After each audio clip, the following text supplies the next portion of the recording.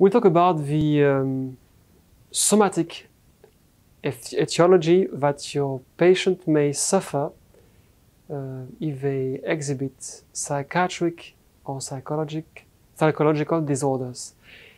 Because if they have phobia, for example, if they have addiction, well, if they have a strange behavior, well, it could not 100%, in 100% case, it could be a somatic disorder. So it means that it could be a medical disorder, not a psychological disorder. So when you're making your first assessment of your patient, you just need to ask them very specific question in order to be sure that the psychological disorder is not the result of a body disease, is not the result of a health issues. If it's the case, then you will have to reference them, to recommend them to a surgeon or medical doctor. So when you receive for the first time your patient, really ask this question: do you suffer from hyperthyroidism, hypothyroidism? Indeed, the thyroid, when it's produced too much or not enough hormone, can induce variation in the metabolism, which could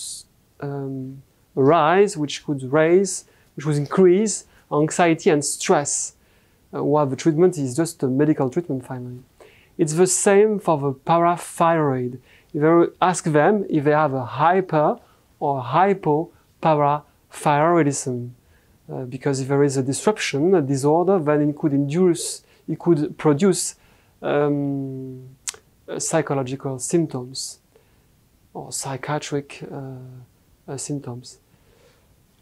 You have to ask them if there is not any other issues, any other disorder regarding hormone, so regarding the endocrine system. You have to ask your patient, so if it's woman, if there is no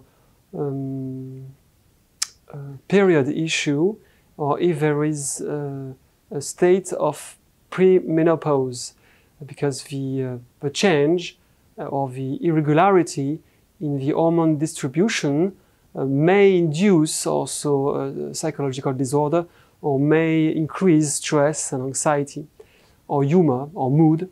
So I have to check also about this. Don't forget also to ask about any neurological disorder, neurological trouble. For instance, you have to ask them if they have in the past a brain traumatism or head traumatism, or if they have a brain hemorrhage or brain hematomia, especially the subdural chronic hematomia or the epidural hematomia. And you also have to ask if they do not have Niemann-Pick disease, and also if they suffer or not from hydrocephalia. So hydrocephalia is the idea of having too much water in the head, too much cephalorachidine liquid inside the brain. And then the last one is you have to check if they have no issues about sleeping apnea. If they had apnea during sleeping, so if they make a lot of noise when sleeping, difficulty breathing while sleeping, and sometimes apnea, the lack of oxygen can also result in psychological disruption, psychological disorders.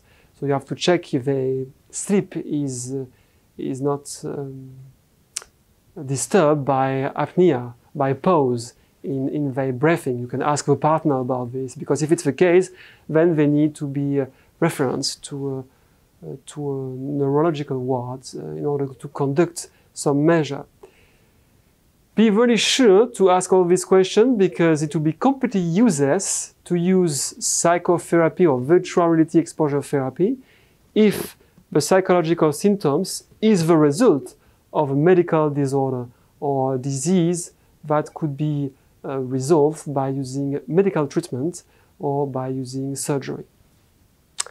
Well, that's it for today and for the assessments. I will see you in the next tutorial.